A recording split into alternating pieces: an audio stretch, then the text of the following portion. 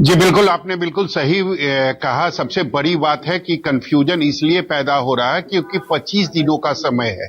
शुरू में ही जो समय को लेकर सवाल उठाया गया था महागठबंधन के तरफ से, आरजेडी के नेताओं के तरफ से, कि 25 दिनों में संभव नहीं है कि पूरे राज्य भर में आप वोटर रिव्यू कर सकते हैं। और उसी का असर जो है वो ग्राउंड पर दिखाई देता है, क्योंकि अगर 2003 में इसके पहले किया गया था तो निश्चित तौर पर उस समय 2 साल का वक्त लगा था, और आपने अचानक अनाउंसमेंट कर दिया कि 25 दिनों में हम पूरे राज्य का वोटर रिव्यू करेंगे। हालांकि मैं लगातार लोगों के बीच में जा रहा हूं, लोगों का यही कहना है कि मुझे तो जानकारी ही नहीं थी, और कई मेरे घर के जो सदस्य हैं वो इस वक्त बिहार में नहीं है, वो बाहर गए हुए। तो अचानक कैसे रिजर्वेशन मिलेगा, कैसे वो लोग बिहार आएंगे, कैसे वो अपना डॉक्यूमेंट देंगे।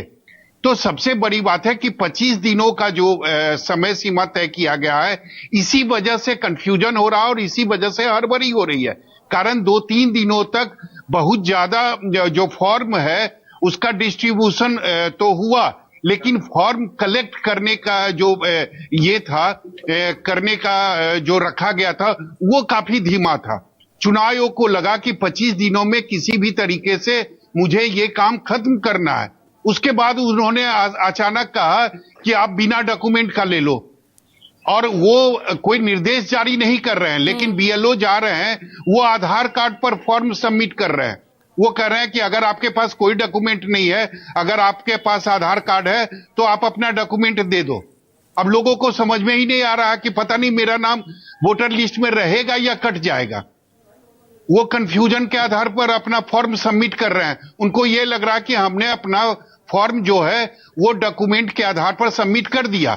अगर बीएलओ आधार कार्ड ले रहा है तो वोटरों को ये लग रहा है कि जो आधार कार्ड को भी मान्यता मिल गई है, लेकिन चुनाव आयोग के तरफ से कहा जा रहा है कि आधार कार्ड को हमने अभी तक मान्यता नहीं दी है।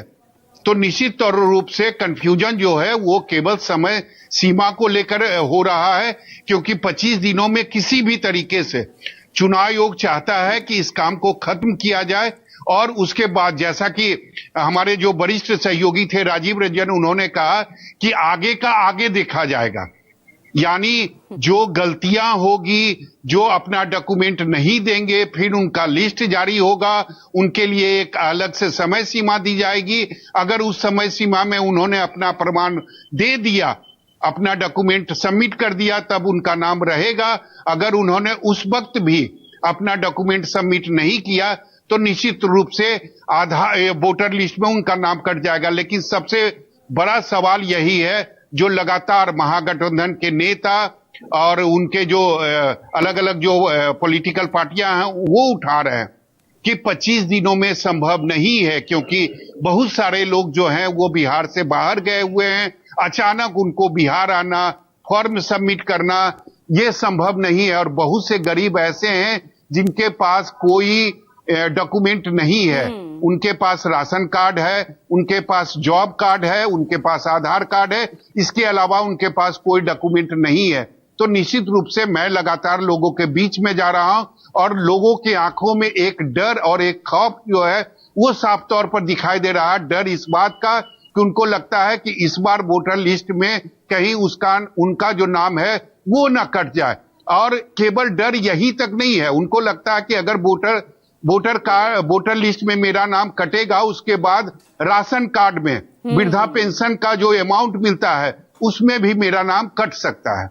बहुत नुकसान, और इस बात को लेकर लोग ज्यादा परेशान हैं। बिल्कुल, अगर वोटर लिस्ट से नाम हटता है तो जाहिर तौर पर इन वर्गों को जो तमाम सुविधाएं मिल रही है उन पर खतरा आ जाएगा ना। रंजीत मिश्रा, अब ऐसे में मतलब क्या लग रहा है, ये स्थिति आखिर उत्पन्न ही क्यों हो रही है? अब तो थोड़ा सा जो है कन्वीनियंसी अगर यहाँ पर हम ये कहें अगर जनता को मिल रही है तो आपको उसमें भी शक व शुबाब आपको उसमें भी उठ रहा है। भाई आप तो कह रहे थे भाई 25 दिन, यहाँ पर अभी मयंक मौर्य जी कह रहे हैं कि भाई 2003 में तो 31 दिन में ये डॉक्यूमेंटेशन वाली जो